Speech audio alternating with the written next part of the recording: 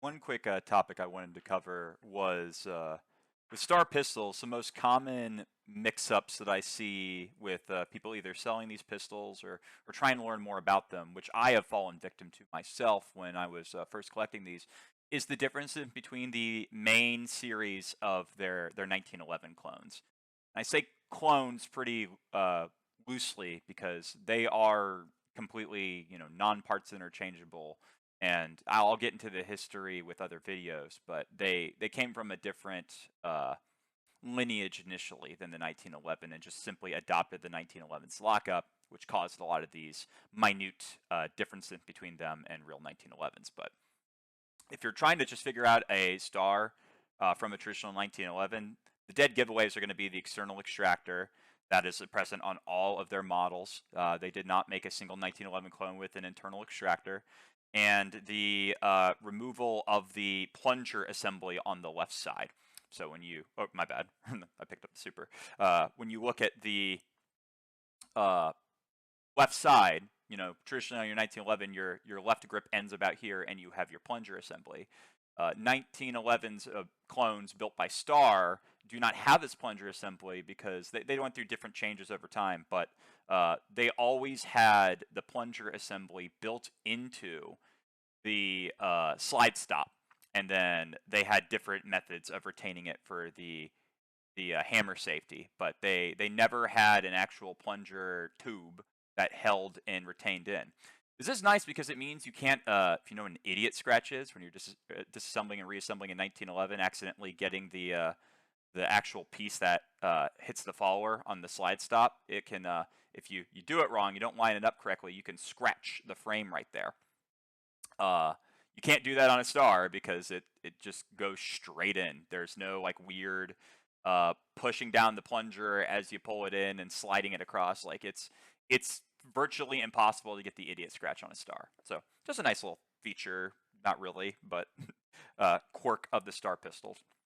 But as far as the main models go, you have what I would like to call the pre-S suffix. So these were the original base models of the Star 1911 variants that were produced from really 1920 onwards until around the 40s.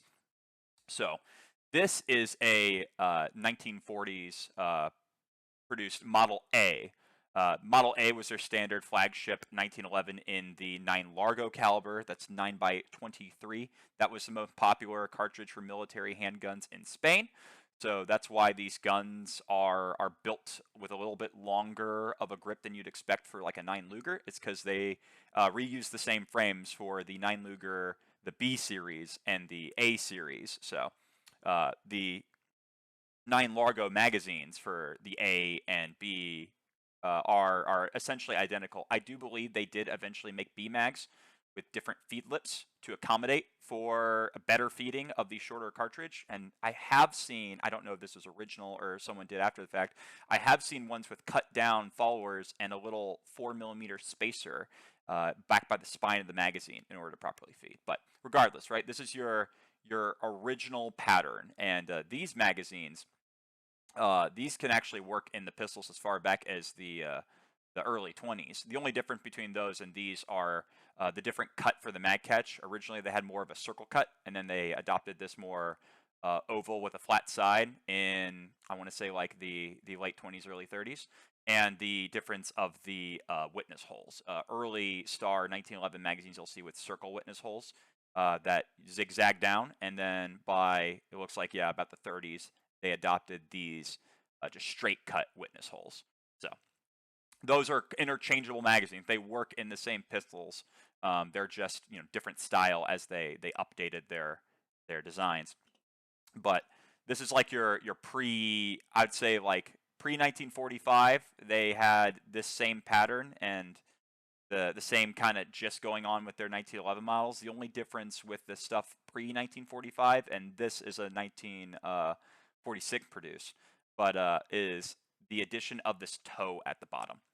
So completely functionally identical. The only difference is the frames that they made from 1945 onward, well, at least until a certain point on the standard full frame 1911s, they added this toe just so that when the magazine is inserted, it's not like just sticking out in space here. So pretty nice little ergonomic help there. It makes it better fit in your hands too. But if you have a Star Model B or pre-A series like a 1922, 1921, 1920, and it doesn't have that toe, just know that's why, because they didn't introduce the toe on the frame for these until 1945. And this is a traditional swing link 1911 base system. So it has your standard, link going on in there.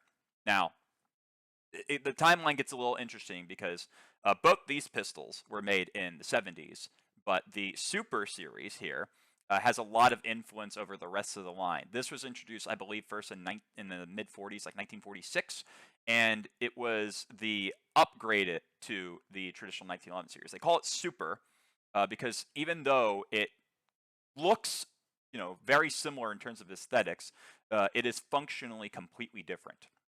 Whereas this is your traditional, both of these actually are traditional Browning swing link style that you expect from a 1911.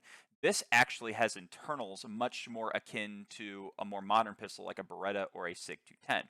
That is because when you make sure your hammer safety is down when you do this, when you take this lever that's on this side that's not present on the left side of the pistol, or the right side of the pistol on either of these models, take that lever and you swing it down, as long as your safety's off, you can just slide the entire slide assembly off. And you can actually see right there is the open cam path. So unlike a traditional swing link system, this actually uses a open cam path just like a Browning high power. So despite looking like 1911s aesthetically, these are much more up to date in terms of their mechanics and their lock work.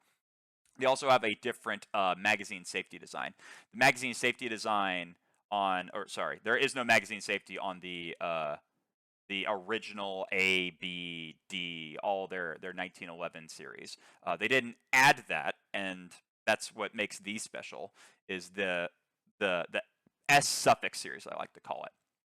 So on the S suffix series, these are still swing link like their traditional original models, but you'll notice you'll have an S on the end. You'll see instead of B, it'll be BS or AS. In this case, this is a 30 Luger model US imported from Italy. The difference there is the addition of the magazine safety and the change of the magazines. You'll notice even though these are both swing link, the frame has a much more similar contour to the Super series, and that is because these use the same magazine.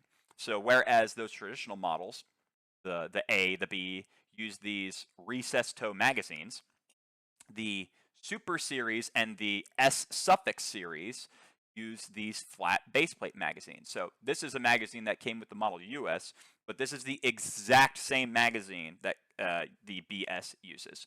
The U, being a 30 Luger version, essentially 30 Luger Italian legal compliant version of the Model BS.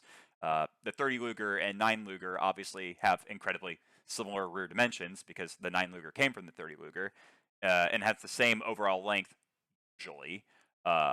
They just took the standard BS magazine design and just threw it in the US, and it works just fine. Anyway, the key difference here is the addition of the magazine safety and the change of that frame for the updated wide baseplate magazine design.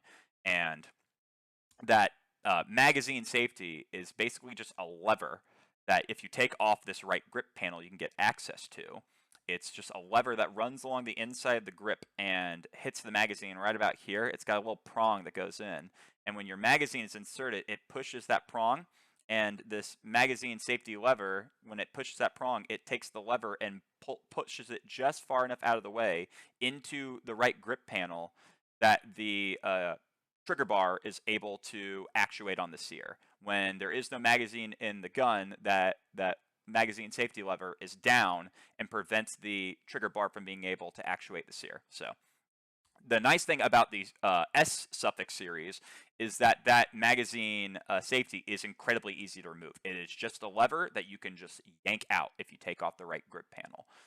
So if you don't like magazine safeties, I'd recommend, if you can't get a original Model A, or if you just, or B, and you just want a updated, cheaper gun, the BSs and the ASs and all of them are usually a slight bit cheaper than the old school model, just because they made these much more recently, as of like the I believe the late 60s and 70s. I think they pretty much stopped all production of these by sometime in the 80s. So these are more common, these S suffix patterns. They use the more readily available magazines, and they have a removable magazine disconnect. The original models, while more historic, have more proprietary magazines that are typically a lot more expensive, and they don't have any provisions for a magazine safety whatsoever. I have found, though, that in terms of small parts usage, in terms of like extractors, in terms of hammers, all that, these are functionally, these S suffix and these traditional models are essentially interchangeable. That said, these are Spanish. I don't want to. They're still factory made. They're made with a lot of love and care. But just like factory 1911s, swapping barrels, things like that should be done with a lot of care. There's usually going to have to be some amount of minor fitment. Not always. I've definitely had barrels from other STAR being able to just drop in and work in other STAR, but that is not a hard fast rule. So use your best judgment when mixing and matching parts from different series. But if you have a broken extractor on a B, best bet is to take a much more readily available extractor that you can find for like the Super series or the standard S suffix series. File it into place. There's things you can do.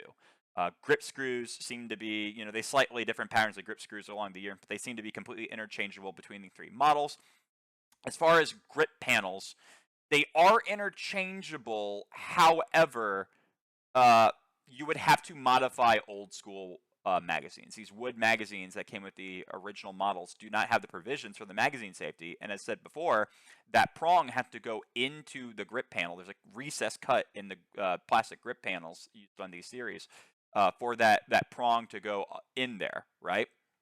So if you really want to put wood grips on one of these later models and you don't have like wood grips from a early model Super from like the 40s and 50s, then you would have to cut into these and permanently modify them in order to accommodate that, which I think is a pretty sad affair, considering these wood grips from the original BA series and P series, the 45 series, are pretty hard to find. But I just wanted to give a general gist because I see constantly listings on different websites, not just from big sellers that couldn't be bothered to look up historical videos or the Antares book, but also just general people not knowing any better. Like, do I have a Model A? Do I have a Model A Super? But the too long didn't read of this entire thing is that unless your model was made before 1922, the easiest way to tell what model of STAR you have is to just look on the heel of the gun. You can see there above the serial number, it's just A.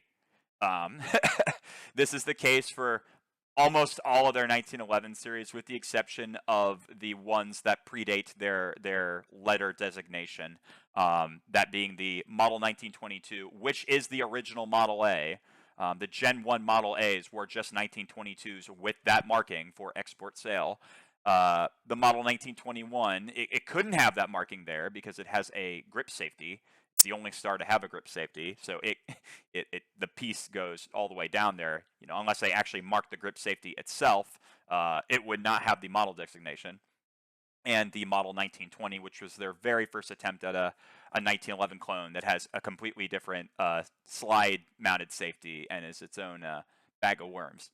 But unless you have those three, which are much rarer than these, you are going to be able to check the heel. This applies to even their non-1911 clones. Their target pistols like the Model F, their pocket 380 pistols like the H series, the S series, the D series. They're all going to have those heel markings, unless your gun predates 1922.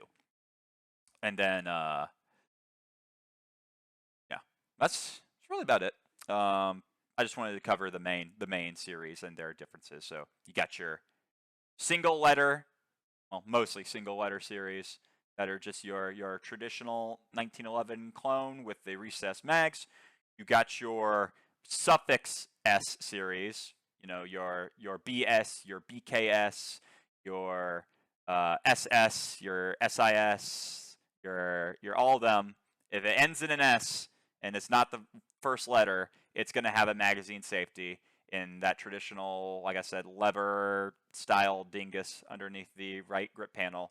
And then you got your Super Series. And by the way, the mag catch on these is entirely different. The mag catch, or sorry, not the mag catch, the magazine safety.